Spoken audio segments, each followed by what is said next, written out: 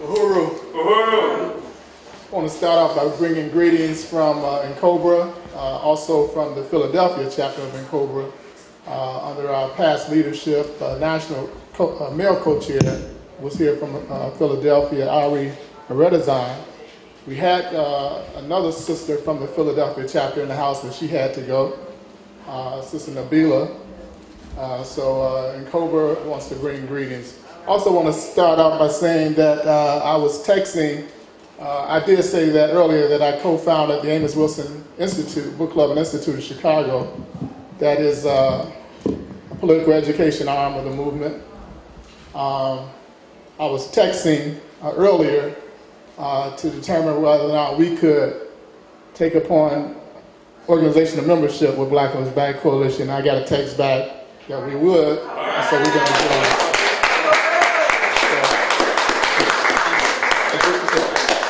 If we still have the credit card capabilities, I'll do that before I leave today. All right. I entitled this piece, Getting to Reparations, the 21st Century Reparations Paradigm or Manifesto of People of African Descent in America. And what I'm basically saying here is that there's a new paradigm of reparations activism. And it was brought about in 2001, but here it is 2014, and most of us don't even know about it. Yeah. And so it kind of reminds me of the Juneteenth piece. You know, it was 3 years, I believe, after our brothers and sisters in Texas found out that there was an end of enslavement. And you wonder, how could these people living in the United States find out about something so significant 3 years later? And it was because the entire system of white supremacy hid that. And it's the same way with this new paradigm shift for reparation activism, that our people, for the most part, have no knowledge of this new shift 13 years later. I introduced this concept called reparations enforcement to our brothers and sisters at the APAC in Johannesburg, South Africa in January this year. There was a young brother in Chicago by the name of J.R. Fleming who started the Chicago Anti-Eviction Campaign around the issue of housing as a human rights violation in the city of Chicago. And this brother did some great work where he brought the United Nations Special Rapporteur to Chicago to investigate these human rights violations in the city of Chicago, with them displacing members out of the families out of the Cabrini Green housing projects. And the brother said that once they got there, he thought that they were going to bring the blue helmets with them. And so the brother from an African brother, who was the special rapporteur, he said, no, that ain't how it works. Now we're going to come and we're going to investigate, then we're going to make our report, but you all are going to have to make this happen. If there's going to be something that takes place, we can make recommendations, but you all got to make this happen. So he said, man, what we had to do is, he basically told us we had to enforce our human rights. Prior to that, we had been advocating for the human right to housing. Now they began to enforce the human right to housing, where they would get people who were evicted from housing, put them back into their house after foreclosure, and make sure that the police could not come and put them out again. And so they were doing what he called enforcing their human rights to housing. So I said, well, if that's the case around housing, we should be able to do the same thing around reparations, because reparations is also a human right. And most people are not aware of that particular fact. So I'm calling the subtitle of this, the full and comprehensive reparations approach as determined by International Court of Justice, the International Law Commission, and other international law guidelines, how America fulfills the obligation to make full reparations. Now that's a whole lot, and I'm going to kind of explain what all that means. But basically, what we're doing is we're taking this struggle on an international level. What most people don't understand is that there's a tremendous amount of law already in place around reparations, internationally.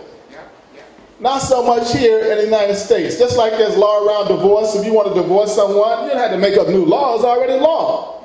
There's law around injury. You don't have to make up new laws if someone injures you. There's all type of law already established. There's all type of law around reparations. However, it's been hidden from the people here in America. The focus is to take the human rights law that is abundant and utilize that for our situation here in America. So it's not a civil rights struggle. We've moved reparations from the context of civil rights because it's always been a human rights struggle, because there's always been a violation of our humanity since 1415. And we're doing what Malcolm X informed us. He said, you don't take the criminal to his court, you take the criminal to the international court. So he's getting us to focus on the international human rights law. And Dr. King, we know that he abandoned the civil rights struggle prior to his death. If you research the speech he gave at Riverside Church, the one that they say marked his death, on Vietnam and human rights, and compare what was going on in Vietnam with what was going on to us here in America, black folk here in America, making that human rights connection 10 months prior to his death. He abandoned the civil rights movement and began to focus on human rights, but you have these Negro preachers who are calling themselves followers of King, and they're civil rights leaders. They call themselves civil rights leaders. Yeah. But Dr. King abandoned the civil rights struggle. Yeah. And we're basically, most importantly, we are building on what took place in Durban, South Africa. The Durban Declaration and Program of Action was an outcome document of this World Conference Against Racism that was held in 2001. And this is extremely important that we know about this particular conference, because this is the particular conference that stated categorically that reparations for people of African descent is a human right. Yeah. And also we're basing it on the International Covenant for the Elimination of Racial Discrimination, for the elimination of all forms of racism, which is abbreviated ICER. This is the International Human Rights Covenant which America has signed. There are many international law covenants, the Universal Declaration of Human Rights, the International Covenant for the Elimination of Racial Discrimination, the International Covenant Against Torture, the International Covenant of Civil and Political Rights, and there's other major international covenants or treaties that governments have entered into collectively, for which they should all attempt to honor in the international community as civilized states. Now, the Durban World Conference Against Racism took place in 2001 in Durban, South Africa. There was a preparatory conference meeting. There are 5 regions from which the United Nations divide themselves. There's the European region, there's the GRULAC, or the group of Latin and African, group of Caribbean and Latin American states, the African group, the Asian group, and the North American group, which consists of Canada, North America, and Mexico. So each of these groups have a preparatory conference to determine what type of language they want to include in the outcome document that they wanted to have debated on at the World Conference. So our brothers from the December 12th movement went down to Chile at the Latin American group and persuaded these brothers and sisters that we could not go to Durban with all of our own individual issues as nations. As you know, the Jamaicans can go with their issues, and the Virgin Islanders can go with their issues, and the Panamanians can go with their issues. But as an African people, we need to focus on 3 issues that face all people of African descent.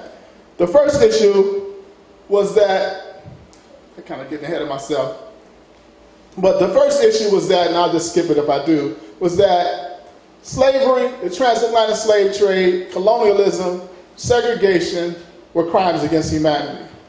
We need to raise this up past above genocide to the level of crimes against humanity, international crimes against humanity. Second, that there was an economic component to racism, meaning that all those countries, European nations that were the victimizers of racism, white supremacy domination, were economically benefited as a result of this this ideologic and this psychology. And that those injuries still remain among African people today. And then finally, the reparations was due. So the Caribbean, the Latin American nations were spooked by the American government and they didn't want to go along.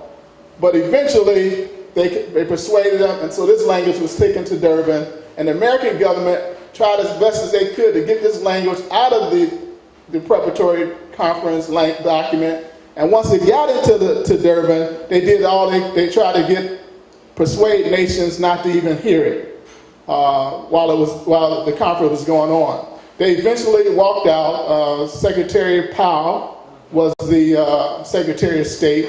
They sent a low-level delegation, and this was the third of 3 world conferences, and the last one hadn't against racism. The last one hadn't been since 1976, I think, during the Carter administration. So this was a very big international event.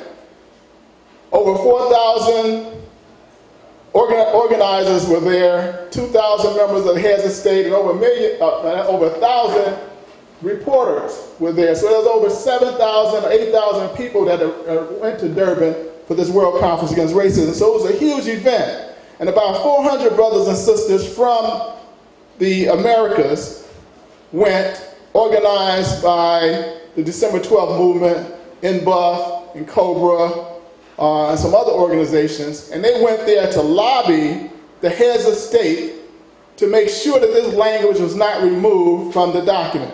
They also had to lobby the Africans because the African states wasn't on it initially. And so they had to lobby them. And so at the conference, they debated this issue, whether or not slavery, the slave trade, colonialism, apartheid, whether it's Jim Crow apartheid here in America or the type of apartheid in South Africa, whether or not these were in fact crimes against humanity. And they determined that they were crimes against humanity. As such, they have no statute of limitations. If the criminal, also it gave us, this conference gave us new language to use as African people globally. And I'll explain to you how that's being used. But if they were involved in these or complicit in any way in these activities, and they were still in existence, like America, like France, like Europe, like many of these corporations, that's why we're talking corporations, like institutions, like even families, if they're still in existence, then they're still criminal. Right. They're still guilty today. So time has no factor because they've been raised to the international level of crimes against humanity. 2, they concluded, yes, that those crimes did economically benefit nations and people. And it injured nations and people. And those injuries, just like those benefits, are still existent today. Under international law, you cannot benefit from a crime, no matter how long it took, or when it takes. So you have people today saying, well, that was so long ago. There's nobody living today who enslaved your ancestors, but they still benefited from the crime. Yeah. And that makes them criminal. Right.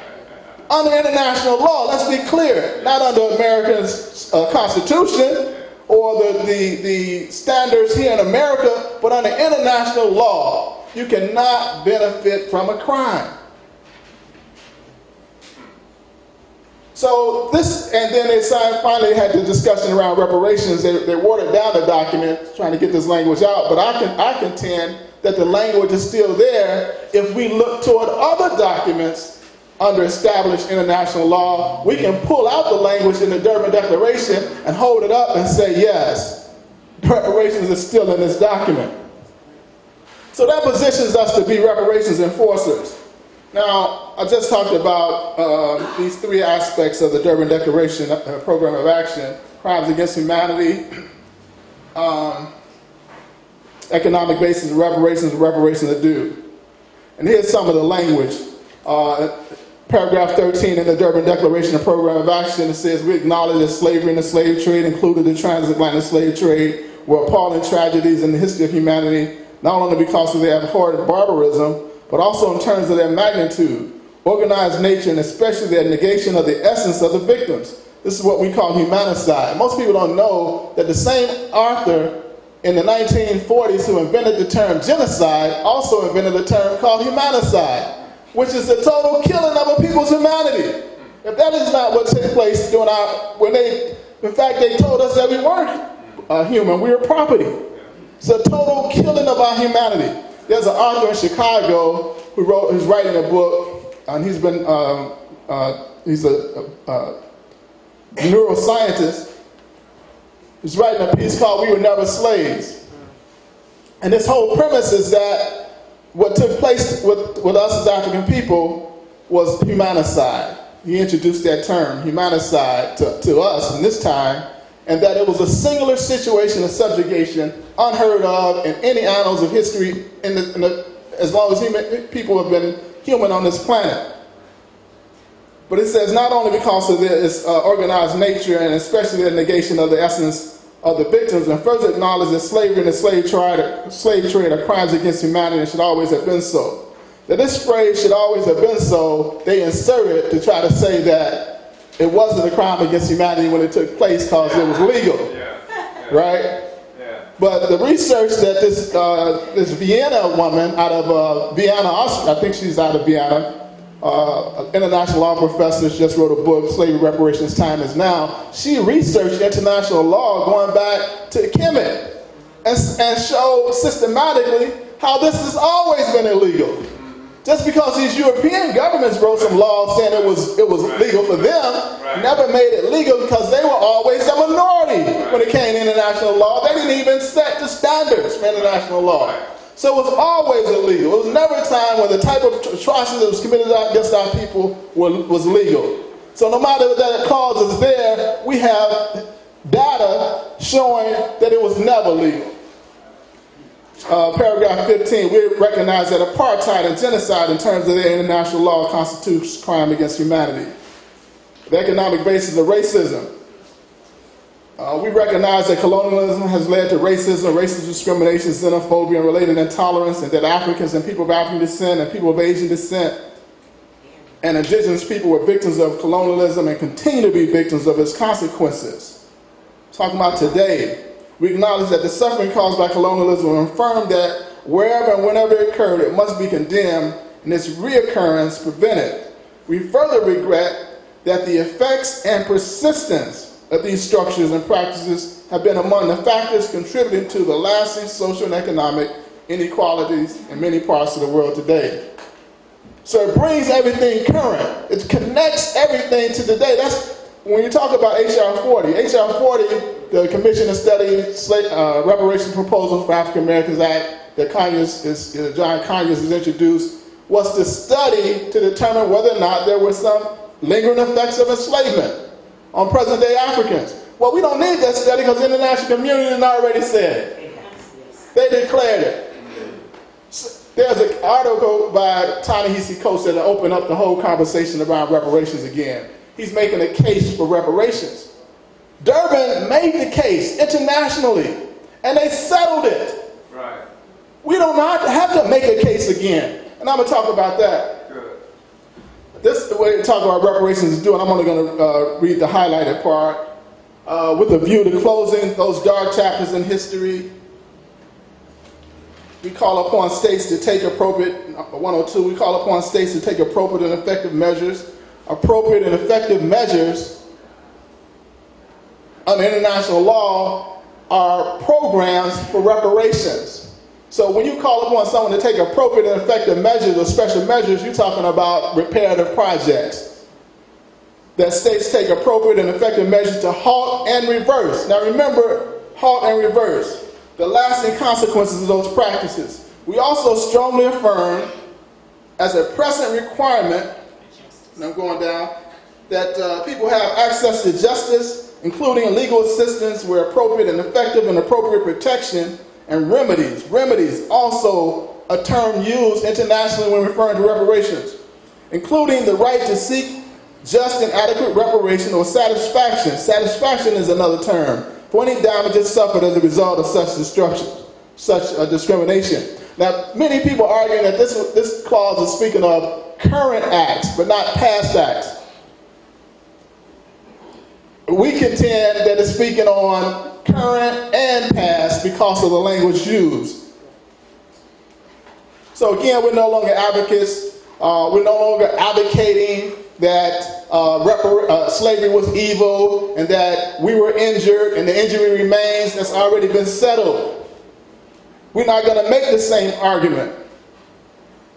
It's just like, let me give you two examples where a issue was settled and it makes no sense, and it didn't make any sense, and it wouldn't make any sense, and you will see that it wouldn't make any sense for you to keep arguing the same issue after it had been settled. One was the Brown versus Board of Education decision in 1954, where they ruled that separate education was inherently unequal. The decision was made in 54, but nothing changed after the Supreme Court made the decision. They had to go into Arkansas, I believe it was first, with the 101st Airborne. I think Howard had to send them in to enforce the ruling in order to desegregate the schools. Just making the ruling did not change anything. Mississippi, they had to send in federal troops, the National Guard. Alabama, Arkansas, Ruby Bridges, the U.S. Kennedy sent the U.S. Marshals in to enforce the ruling. So you didn't just get the ruling, you had to have the ruling and an enforcement mechanism behind the ruling.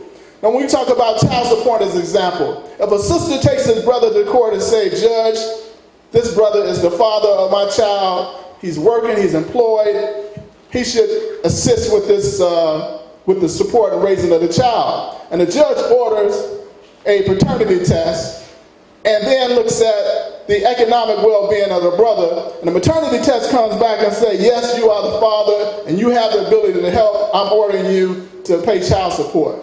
If the brother refuses and go home next week, next month, and don't send a check, the sister does not go back to the judge and raise the same argument that he's my father, he should pay. Now she has to go back and get an enforcement mechanism. Judge, he didn't pay, you ordered him to pay, he didn't pay on his own, now I need an order to garnish his wages. If the sister goes back with the same argument, the judge is going to throw it out. I already judged on that. This is how it is with since Durbin. We're still making the same argument. The argument has been settled. We're not going to argue about should there be reparations. The international community, 193 states met. America and Israel walked out. Canada and Australia abstained from voting. The other states voted on this issue, and this document is what was produced. We don't have to make the argument about reparations anymore. Now we have to become reparations enforcers. Okay. There's some examples. Zimbabwe. Now, these are 4 different political states where African people find themselves in. Zimbabwe is an African state on the continent. Brazil has a 50 to 60% African population, but it's controlled by European settlers. CARICOM, the Caribbean, are African states outside of the continent. Africans here in America are a minority population, numerically minority population in the European settler states. And Peru is a minority population in a state controlled by some settlers and some of the indigenous people. So you have all these situations, different political settings of African people, but all of them are utilizing the same language that originated out of Durban. That the atrocities that are committed against us were crimes against humanity. The effects are still there, and there are reparations that do. That is the pressing language that has African people globally speaking the same language. When you talk about CARICOM, they're calling these governments criminal governments. When I was talking about North or Southern, I'm speaking the language that they're criminals. This government is a criminal nation in relationship to African people until they repair, until there's reparations. These corporations and institutions. The sister talked about the medical field. There's a sister who wrote a book called Medical Apartheid. Institutions, many of these early medical schools experimented on Africans they call live cadavers. Now what is a live cadaver? If you're a cadaver, that means you're dead. Harvard University, this nation's #1 citadel of white supremacy, began as a theological school. We have research to show that some Jews bought Africans off the boat that had the piles, what they call the bloody flux, which is a bloody form of diarrhea that they were dying, they were going to die in a matter of days. These Jews bought them and sold them to Harvard and other fledgling medical schools.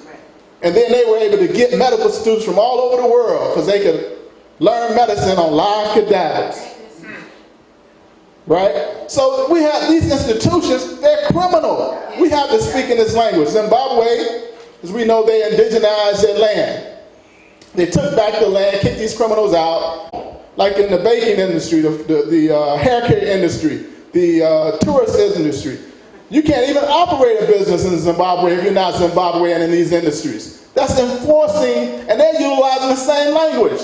Enforcing, we have to enforce these rights of our people to be repaired. In Brazil, in 2001, after the Durban World Conference, they came back in 2009 at the review conference and said they went home after the conference. The government, which was the Silva government, had some African ancestry. He knew it. And so the government itself began reparations enforcement. They instituted what they call the Secretariat of Race. And they had a national discussion for a year, and when that discussion was over, they stated that those who were most in need had to be assisted. They looked toward the Quilombos. The Quilombos, it's about 2,000 African communities that were never enslaved in Brazil. Small communities called the Quilombos. They say that they were mostly underdeveloped, and so that development had to go to them first. There's about 14 other indigenous groups in Brazil that development had to go through. They instituted a program of affirmative action on a college level. They had a lot of pushback on that, but they instituted it. They made it illegal for anyone to discriminate against anyone practicing the African religion. The only nation on the planet that has a law against discriminating Africans for being African. And when the brother gave this statement, every African in the World Conference, the review conference, got up and gave him a standing ovation. Powerful piece. Reparations enforcement. And we know what we're doing in the CARICOM, the Caribbean community. They're threatening to take France, Britain, Belgium, and a few other European nations to the World International Court of Justice if they don't deal with this 10-point platform. They're coming out the door saying you're criminals. The international community has spoke. You are criminals. And we are, you look at our nations, we cannot solve our problems. Thank you, my sister. We cannot solve our problems as a region, as states, without this type of repair. And what we're doing in Chicago, I failed to mention that the second appearance in the City Hall chambers, when we raised the issue of there was 33,000 shareholders of this corporation. There were 33,000 Africans in this community where they were setting up, expanding their rail yard. The 33,000 shareholders inherited their wealth, called generational wealth, right? They inherited this $9 billion in wealth. Well, we also stated that the 33,000 Africans in this community inherited their poverty. It's called generational poverty, right? And it's because of these corporations' actions that we even in the North, that we even in Chicago, Philadelphia, Detroit. If it hadn't been for the sharecropping system, lynching, and the peonage system, we'd still be in the South. So the fact that we're even in Chicago is a result of the criminality of these corporations in this country. And so we brought this all out, and just to kind of see how we kind of conclude on this issue, we brought this out, and when these other organizations that were geared around environmental justice spoke after I spoke, and then the commissioners had a chance to debate amongst themselves. The first commissioner to speak was a brother, elder brother by the name of Bishop Bryant. And he said, I heard a history today, and understanding that history, my conscience would not allow me to vote to proceed with this zoning change until this group had an opportunity to be heard by the railroad, all these groups, all their issues. And so he made the motion that it be delayed for a month. Now, there were 7 issues, Chairman, that these groups had been raising for a year and a half. Issues around the Inglewood community had the highest rate of respiratory disease in the city, asthma and other respiratory diseases, and this expansion of this rail yard with the diesel emission was going to shoot this off the charts. They had university reports, everything. But they were raising these issues for a year and a half, and for a year and a half the railroad ignored them. Say, this is what we're going to do, and we don't care how you feel about it, this is what we're going to do. When we raised the issue of reparations, they came back, excluded us from the conversation. They gave them every issue that they wanted, they addressed the way they wanted it. A year and a half pushback. 1 month delay. The Sun-Times reporters wrote it as, we forced a string of concessions. Environmental groups. They didn't say the reparations group. They said environmental groups forced a string of concessions. So we know this corporation will bend. We know they will bend, but we have to raise up the strength to enforce them to meet the reparations demands that we have, and we believe we can do it. This is really about a lot of contention that Durban is not as powerful as it is. I got a lot of pushback in South Africa by some of the people who were in Durban, didn't agree that Durban had the strength that I stated it had, and only by looking at what states were doing with it. Not because of what I thought could be done with it, but looking around the world at African people, seeing what they were already doing with Durban, and then the little success we had.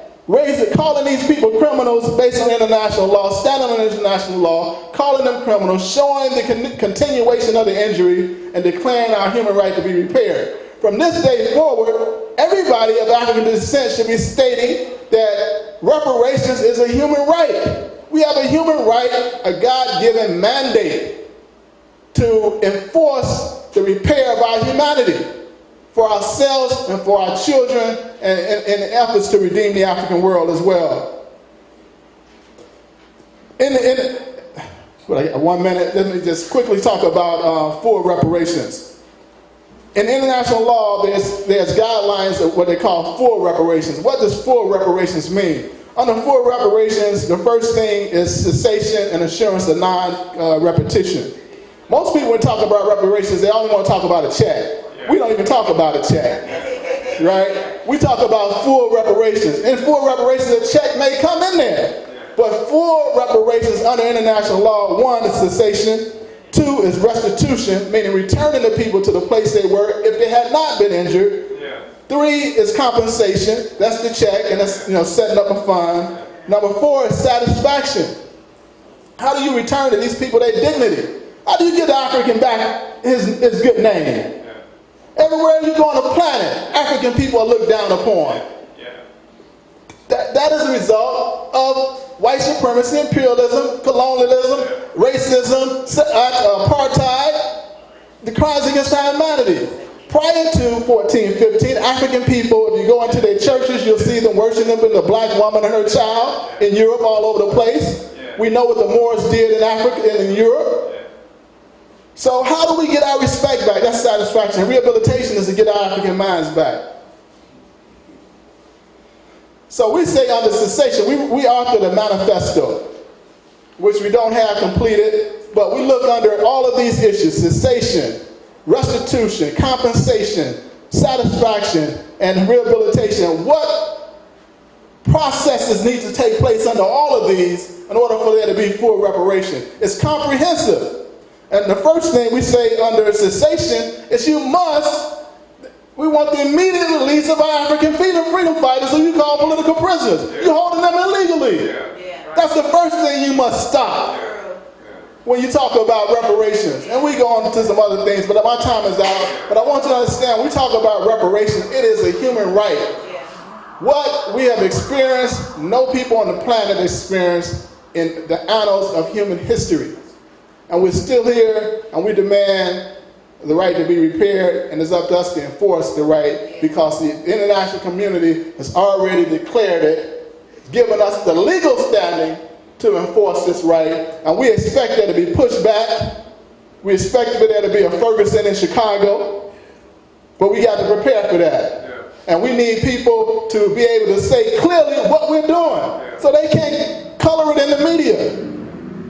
And so we just hope that the Black is Black Coalition will be that mouthpiece for us on the national level, so we can declare exactly what we're doing as we fight the structures of imperialism and fight the right to be repaired, the human right to be repaired. Uhuru.